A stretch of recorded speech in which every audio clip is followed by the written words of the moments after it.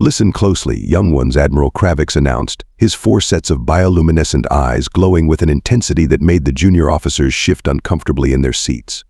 What I'm about to share will forever change how you view the humans in our midst. The Admiral's tentacles rippled across his command console, bringing up a holographic display of Earth.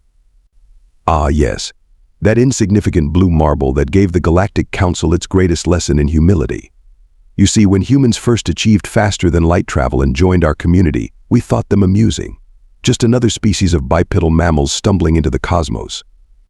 He let out a sound that might have been a laugh, if laughter could contain equal parts amusement and terror. By the great void, were we wrong? Oh sure, they seemed harmless enough at first. Their ships were practically held together with primitive adhesives and hope. Their weapons? We had force fields that could withstand supernovas, while they were still excited about projectile technology. The hologram shifted to display various human encounters with alien species. We categorized them as Class 3 newcomers, barely worth monitoring. Their diplomatic gestures were clumsy, their attempts at trade deals hilariously straightforward. No hidden agendas, no complex political maneuvering. Just simple, direct creatures trying to find their place among the stars. Kravix's upper eyes narrowed while his lower ones darted nervously around the room. But then came the incident at Station 09. You won't find this in your standard historical archives, mind you. The Council made sure of that, but every senior officer knows the story, and now it's time you learned it too. The Admiral's color shifted to a deeper shade of purple, a sign of deep emotional disturbance in his species. It was supposed to be a routine day. Just another human family living on our most advanced space station. Nothing special about them. Until everything changed. His tentacles trembled slightly as he manipulated the controls, bringing up security footage that looked aged and partially corrupted. Before I show you this, understand something. We had theories about human capabilities. Extensive studies about their physical limitations, psychological profiles, behavioral patterns. All of it worthless. Because none of our research accounted for one critical factor. The room fell silent as Kravix leaned forward, his voice dropping to barely above a whisper. We never considered what would happen when a human mother believed her offspring was in danger. The sheer transformation we witnessed that day redefined our entire understanding of their species. So settle in, younglings. What you're about to learn isn't just another tactical briefing. This is a warning. Because after that day, the Galactic Council added a new protocol: never, under any circumstances, threaten a human child in front of its mother. The consequences. The Admiral's bioluminescence flickered ominously. Well, that's exactly what I'm going to tell you about. The holographic display crackled and shifted, showing the pristine corridors of Station 09. This Admiral Kravix gestured with 3 tentacles was the day everything changed. Cycle 447 by galactic standard. The station housed 12,000 beings from 47 species, including a small human contingent. His color rippled with remembered anxiety. Among them was Isabella Martinez, a human botanist working on crossbreeding Centaurian wheat with Earth varieties. Nothing remarkable about her personnel file: standard physical parameters, above average intelligence, and 1 offspring. Luna Martinez, age 6 by Earth standards. The footage showed Isabella in her lab, her dark hair tied back as she worked with plant samples. Her daughter Luna sat nearby, small fingers carefully coloring what appeared to be a primitive art project. Notice how normal everything seems? Hey, that's what makes this so fascinating. At precisely 14:27 station time, the Nexorian pirates struck. Now, you've all studied the Nexorian cybernetically enhanced warriors, notorious for their precision strikes. They had disabled our primary defense grid before we even knew they were there. The Admiral's tentacles twisted in professional admiration. Their leader, Captain Kravix the Unwavering, had executed 47 successful station raids. This was supposed to be number 48.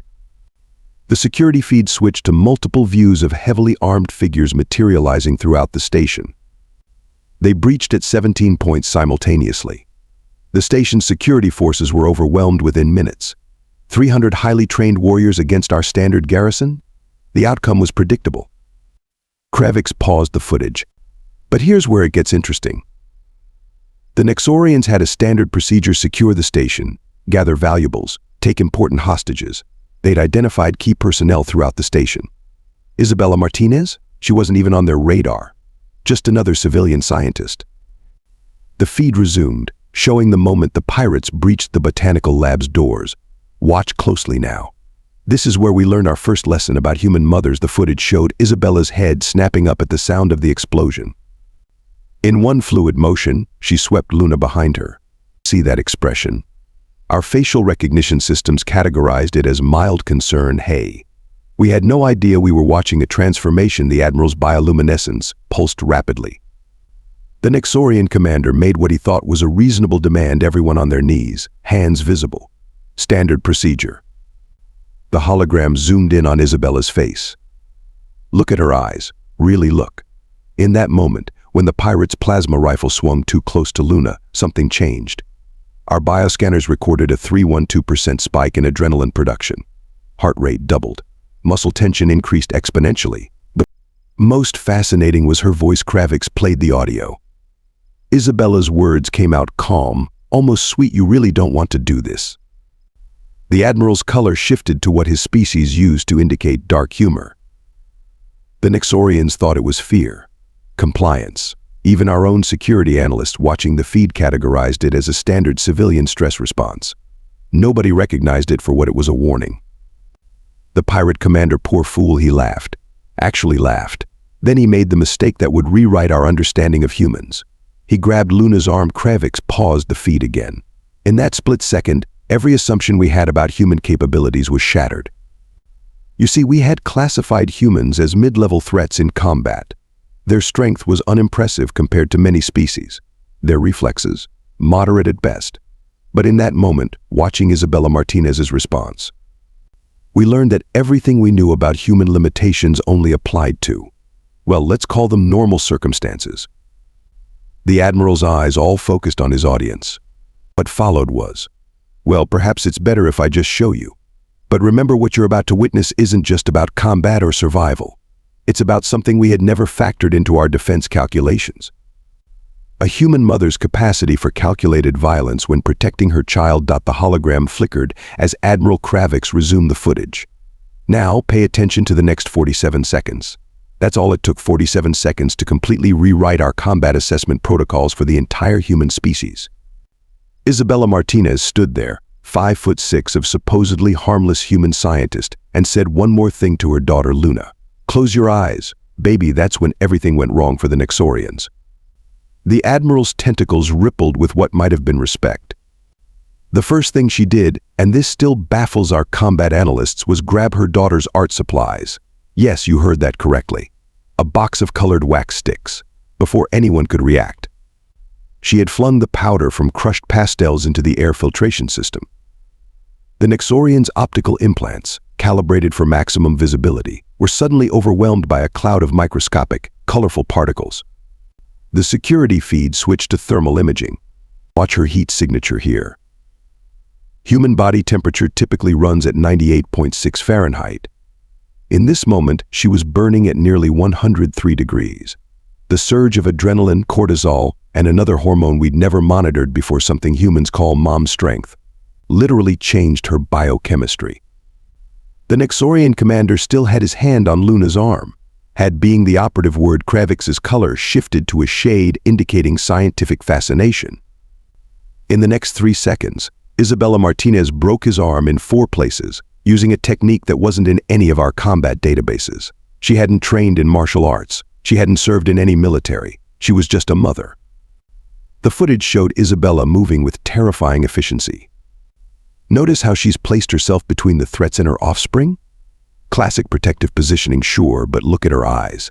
She's not just defending, she's calculating. Those aren't the eyes of prey, they're the eyes of prey. They're the eyes of an apex predator. The station's security systems began failing at this point.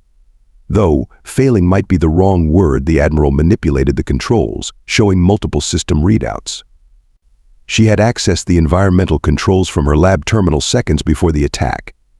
Did you know human botanists understand atmospheric composition intimately?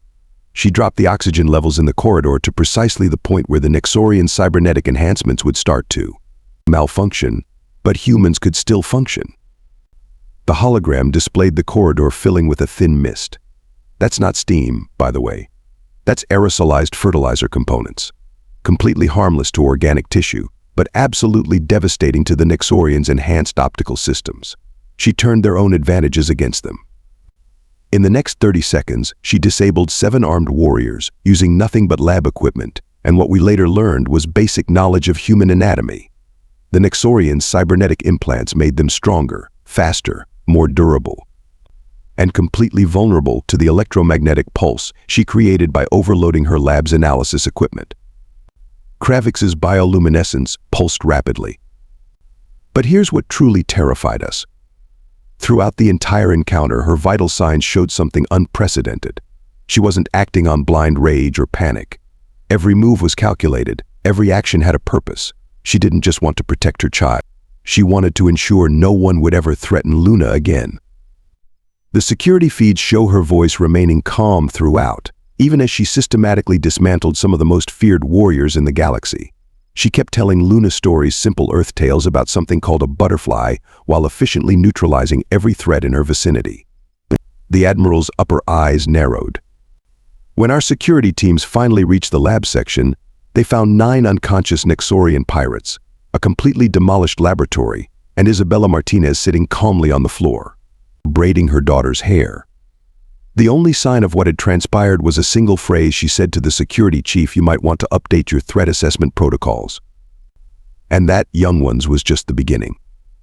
Because what happened next, when the rest of the Nexorian crew decided to take revenge? Well, Kravix's color darkened ominously. That's when we learned the true meaning of fear. Admiral Kravix manipulated the holo controls, bringing up station-wide security feeds. You must understand, we thought the initial incident was an anomaly, a brief surge of defensive capability. But what followed? His tentacles trembled slightly. What followed was a hunt. The remaining Nexorian pirates, enraged by their comrades' defeat, initiated their standard retribution protocol. They thought they were the hunters. The Admiral's bioluminescence flickered with dark amusement. They didn't realize they had just promoted themselves from immediate threat to persistent danger in the mind of a human mother. The display showed Isabella accessing a maintenance terminal. She plugged into the station's systems with her basic civilian access codes. Then she did something that should have been impossible. She manipulated the environmental controls of 17 different sections simultaneously, not through hacking or advanced technical skills, but through a fundamental understanding of the station's basic operational principles. Watch here. Kravix highlighted a section where pirates were moving in formation. She knew she couldn't outgun them, so she didn't try. Instead, she turned the entire station into her weapon. Each section the pirates entered experienced mysterious malfunctions. Gravity would increase by 15%. Just enough to throw off their targeting systems, but not enough to trigger their cybernetic compensators.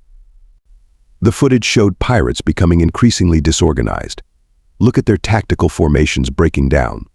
They're starting to bunch up, seeking safety in numbers. That's when she struck. The Admiral switched to a new feed, showing Isabella moving through maintenance shafts.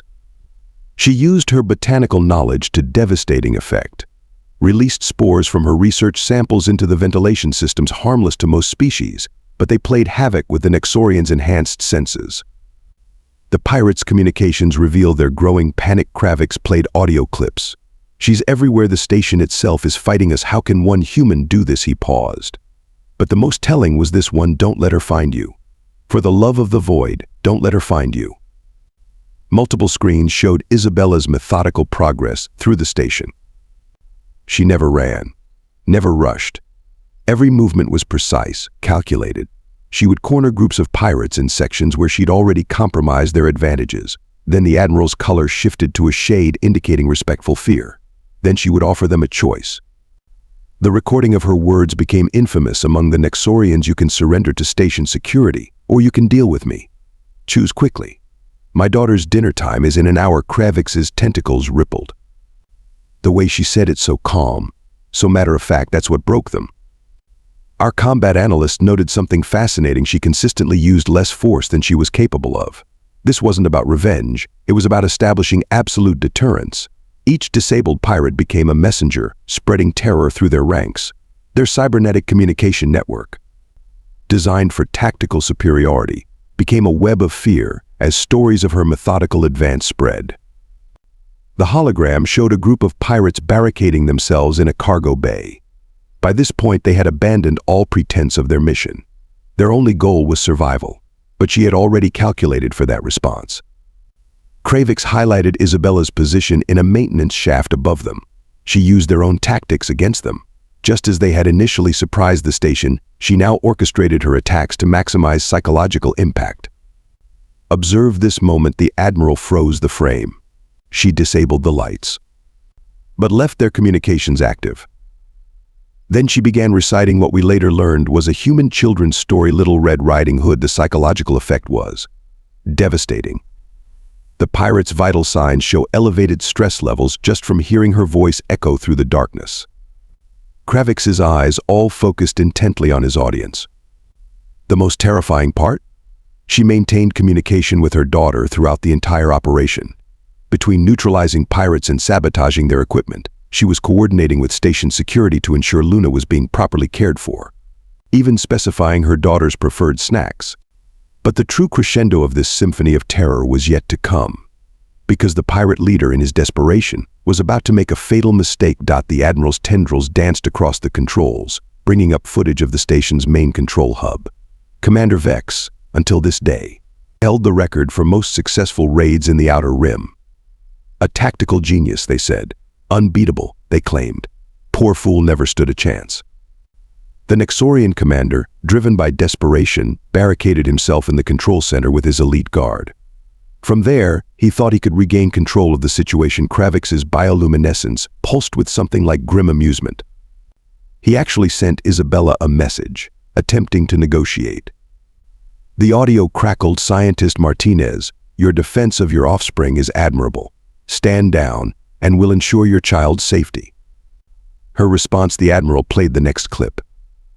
Isabella's voice came through, eerily calm. Commander Vex, I want you to understand something. I'm not trapped in this station with you. You're trapped in here with a mother who hasn't finished her daughter's bedtime story. Tick-tock. The hologram showed multiple views of the control center. Watch how she orchestrated this final confrontation. First, she accessed the Botanical Lab's research database, uploading data about human parents to the station's public servers. The psychological profiles, the historical accounts of human mothers lifting vehicles to save their children. The documented cases of parental protective responses. X's cybernetic implants automatically downloaded and processed this data.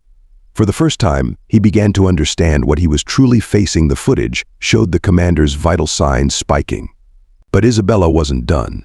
Not by far. She began manipulating the station's systems in ways we hadn't thought possible. The temperature in the control center would drop, then spike. Gravity would fluctuate randomly. The lights would flicker in patterns that seemed random but actually spelled out mother in ancient human binary code. Kravix's color shifted to deep purple. Pure psychological warfare. The security feed showed Vex's elite guards growing increasingly agitated. Then she started playing sounds through the station's communication system. Not threats, not warnings. Simply recordings of her daughter laughing, playing, calling for mommy. The effect on the pirates' morale was devastating. But the true masterpiece of her strategy came next. The Admiral highlighted a section of the environmental controls. She began flooding the control center with a modified version of her experimental plant growth hormone. Harmless, but it made everything smell like human baby powder. A scent that, thanks to her uploaded data, the pirates now associated with human maternal care. The footage showed Vex's elite guard breaking formation, their cybernetic implants overwhelmed by the sensory assault. One by one, they surrendered, not to station security, not to their commander, but to a single human mother who had turned their own psychological warfare tactics against them. Finally, only Vex remained. And that's when Isabella spoke again, her voice echoing through every speaker in the control center. My daughter has a dance recital next week. She's been practicing for months. If I miss it because of you, Commander Vex, there won't be a system in this galaxy where you can hide. Kravix's tentacles rippled with remembered awe. The feared Nexorian commander, veteran of 100 battles, surrendered 5 minutes later.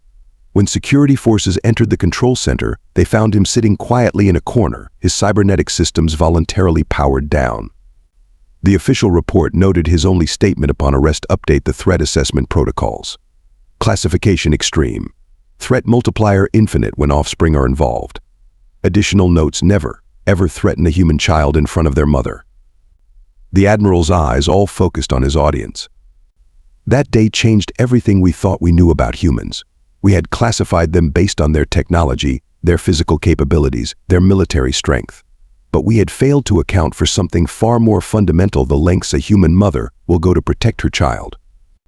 And that, young ones, is why every military handbook in the galaxy now includes this warning: in the event of hostile action, first priority is to identify and avoid any human mothers with children in the vicinity.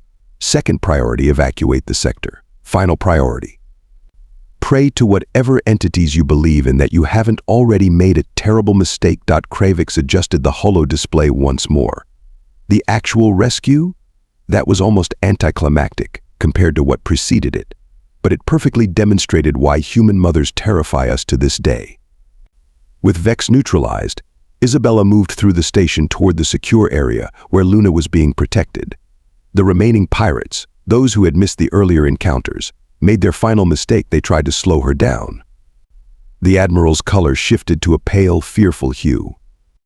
The station's security feeds caught her expression when she heard Luna call out "Mommy" from behind a sealed blast door. What happened next? He paused the footage. Well, even our most hardened veterans find this difficult to watch. The hologram showed Isabella methodically and efficiently neutralizing the last 3 pirates in her path.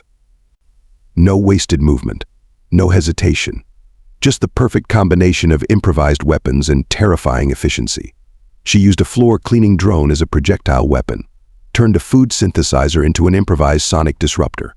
The pirates' own stun grenades were repurposed with devastating creativity. But here's the moment that truly captures why we fear human mothers. Kravix highlighted a particular sequence. When the last pirate, in desperation, tried to use his cybernetic enhancements to break through the blast door, potentially exposing that section to vacuum, Isabella's response time actually broke our measurement systems. The footage showed her moving with impossible speed, disabling the pirate's cybernetics with a makeshift electromagnetic pulse cobbled together from a medical scanner. The entire sequence took 2.3 seconds. Our combat simulations still can't replicate how she executed that maneuver. When she finally reached Luna, every sensor in that section recorded something remarkable. Her vital signs, which had been operating at peak combat efficiency, instantly returned to normal. The security feed shows her calmly kneeling down, checking her daughter for injuries, and saying, "And this is my favorite part, sorry I'm late, sweetheart. Mommy had to take care of some things." The Admiral's bioluminescence pulsed softly. The aftermath was substantial. 17 elite Nexorian pirates required extensive cybernetic repairs. The station's systems needed a complete recalibration. 3 different galactic insurance companies revised their policies regarding human parents. But the most significant consequence: Kravix brought up the official Galactic Council amendment. The immediate addition of what we now call the Martinez Protocol. Any situation involving human children automatically triggers a mandatory evacuation of all potential hostile forces. Not because of the children, you understand, but because of what follows if their mothers believe them threatened. The hologram showed Isabella and Luna later that same day, calmly eating ice cream in the station's recreation area. The final report noted that Luna's only complaint was that she had missed her favorite cartoon show.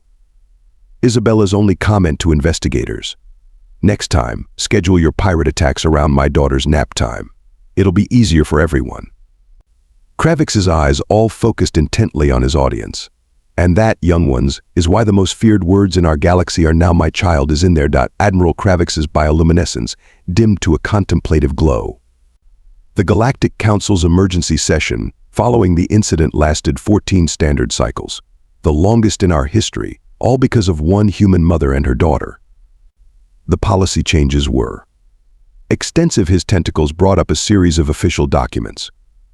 First, all threat assessment protocols were completely rewritten. The classification "harmless newcomers" was permanently retired.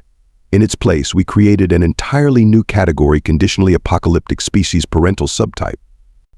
Every space station, every colonial outpost, every trading hub in known space now maintains what we call a Martinez register, or real-time database of all human parents and their offspring in the vicinity. Not to monitor them, you understand, but to monitor everyone else, to ensure no one makes the same mistake as the Nexorians. The Admiral's color shifted to what his species used to indicate profound respect. The most fascinating outcome was the creation of the Maternal Response Study Division. Thousands of our best xenobiologists, trying to understand how a species can simply transcend its physical limitations through sheer protective instinct. Some of the younger races asked why we didn't simply ban humans from our stations after this incident.